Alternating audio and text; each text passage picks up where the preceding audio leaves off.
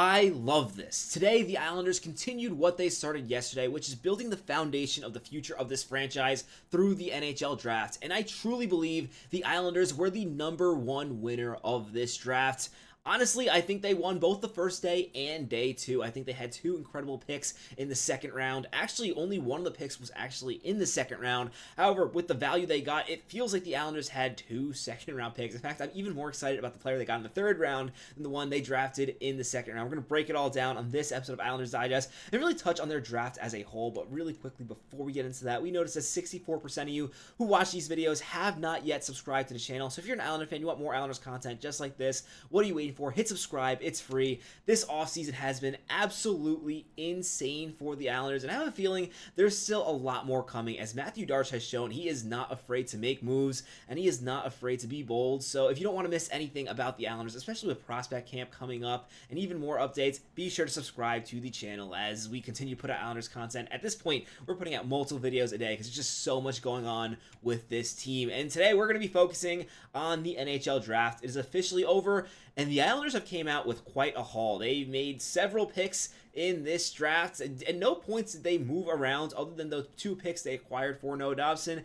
Mathew Barzal, his strategy seemed very simple. Just pick the best player available. And we also got a bit of an idea of what the identity of this Islanders team is going to be with Mathew Barzal, and I really like it. Looking at these picks, I think there's really only one criticism you can make when it comes to the Islanders and what they did in this draft. And that is, there is a hole in the prospect pool, especially considering that they traded Noah Dobson to get the two picks in yesterday for the first round, the 16th, 17th overall pick. And I will say, especially looking at the players they got in return, I think that is a great value for Noah Dobson, especially considering his contract situation, which we're going to talk about later tonight. But the one issue is Dobson was a right-handed defenseman. The Islanders are not particularly deep in the prospect pool when it comes to right-handed defensemen, so that's something they're going to have to focus on in the future. But in terms of value, I think the Islanders did stellar in this draft, and I hate how teams somehow just try to force right-handed defensive picks when it doesn't really seem like that is the best player available. And for that, I think the Islanders did a great job. And today we're really focused on the 42nd pick and the 106th pick for the Islanders. And the 74th pick for the Islanders. I think they got really good value with these two picks. I also like the 106th. I honestly like all the picks the Islanders made. In fact, I think one of the sneakiest picks they made in this draft is Burke Hood, who I just love the name as the goaltender. I think he has a lot of potential. We're going to probably talk about the later picks in a future video, but today I really want to focus on the two picks they made in the earlier rounds in the top three. And today, the first pick we have to talk about is Daniil Prokhorov. He is a player from Russia, and this is a really interesting pick for the Islanders. I think it gives a bit of a hint at what the Islanders are planning to do when it comes to roster construction. Also, it's always good when Cam Robinson from Elite Prospects is thrilled with your draft. That means you had a really good NHL draft, and Cam Robinson is absolutely thrilled with who the Islanders got in the first three rounds with Schaefer, Eklund, Akishin, Prokhorov, and Romano. Romano is my favorite pick out of really all the picks the Islanders made on day two. Obviously, I think my favorite pick has to be Eklund in total. I know Schaefer is the #1 overall pick, and I'm glad the Islanders picked him, but Eklund is just a pick that I did not think they'd be able to make, and I think he has the most value considering where he was drafted. And then next, it has to be Romano. First, let's talk about Daniil Prokhorov from the KHL. And I will say it is very notable that he is actually going to development camp. A lot of times these players from the KHL, they don't show up for a while. It's hard to even get them near North America. So the fact that he is here to put the Islanders jersey on and he is now attending development camp is a really good sign for the Islanders organization, and it shows that he is really committed to being an Islander. He is a player who I will say I agree with Stefan Rosner. I think he is more a bottom six player, but I do think he can be a really effective one at that. And I do hate when people kind of don't value the value of a really good bottom six player. Stanley Cups are won off the backs of highly effective bottom six players. If your bottom six can outscore the other team's bottom six, you're going to have a good time in the playoff. And in addition, you want a bottom six that can be incredibly physical. And Daniil Prokhorov is going to do just that for the New York Islanders. This is an incredibly physical player. And that's really exciting because although he's listed here at 6'5", the draft had him listed as 6'6". He weighs 209 pounds. This is an absolute mammoth of a man. I guess you can't say Mammoth now because that is another team in the Utah Mammoth, but he is an absolute large human being, and he knows how to play with his body. And I think the Islanders think there is a bit more upside to his game, which I can see. He was playing in a pretty competitive league, the Russian MHL league. That's a league below the KHL. So he was playing against grown men, although not as big, and he is just a player who showed a lot of promise in the in the MHL. Had 27 points in 43 games. We're gonna get to some of his drafts projections.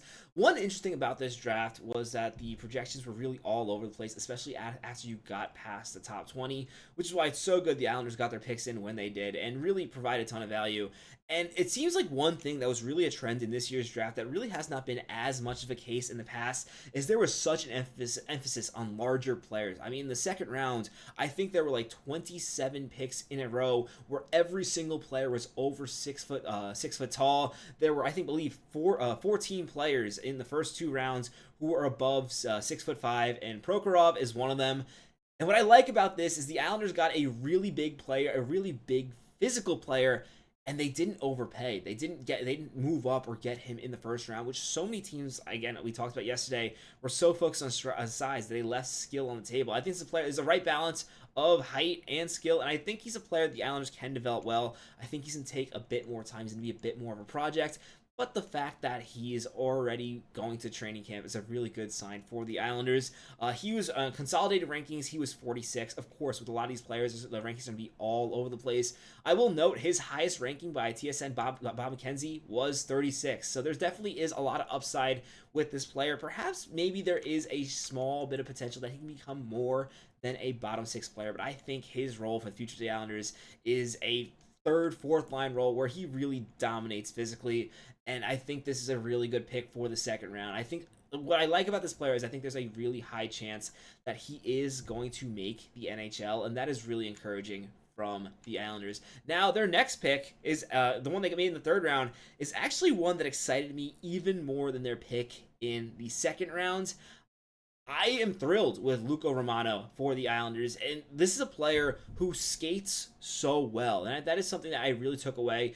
Just watch the highlights of this player. It almost looks like you're watching a Barzal light in the way he glides around the ice. He really holds onto the puck for a long time. Frankly, for a type of player he is, he probably holds onto the puck too long, skating around with it. I think that might be why he slipped in the draft, just because people want to see him be quicker with the puck. Still, I think the most important thing when it comes to drafting a player is skating.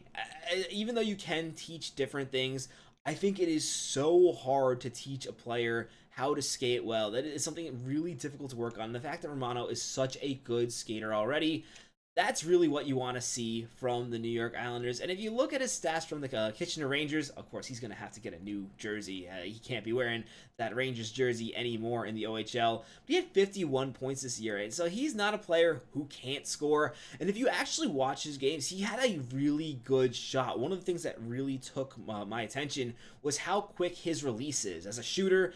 And when you combine that with his speed, I think there's a lot of potential for this player if he develops well. I do think, again, when you're getting a third round pick, it's going to be a project, but I think this is something that can really pan out for the New York Islanders. And if you look at his rankings, according to all the consolidated rankings, he was supposed to go 52nd overall. So that's an early or middle of the early road second round pick. So the fact the Islanders got him 74, that is great value for this team. So excited for the New York Islanders, and I really think Morelli is the player I'm even more excited about when it comes to what his potential can be for the Islanders. I think in total, the Islanders really left this draft with a ton of value, and frankly, they got a lot of value in places where they didn't deserve a player that quality. I mean, especially when you talk about players like Victor Eklund, he should not have been available when the Islanders selected, and I think the same thing is true with Luca Romano.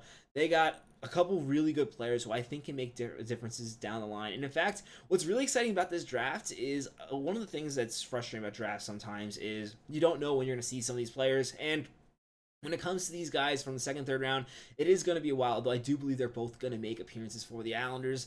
But what's so exciting about this Islanders draft haul is Matthew Schaefer and Victor Eklund really should not take too long. Schaefer might be able to play next season. I truly believe Victor Eklund is going to be closer than further away from making the NHL. He's not going to play next season or anything like that, but I think this is a player who can make jumps pretty quickly, and that is so exciting for the Islanders. I absolutely love what they did with the draft. My only nitpick is that there's no right-handed defenseman, but you know what? I'm not going to complain about it. The Islanders got good value with all their picks. On our next episode of Islanders Digest, we're going to talk about some of the later picks. In particular, I'm really happy with the goalie they selected, but that's going to do it for this episode of Islanders Digest. If you haven't already, what are you waiting for? Be sure to subscribe to the channel. My name is Patrick Nilan. Catch you on the next episode. Let's go, Islanders.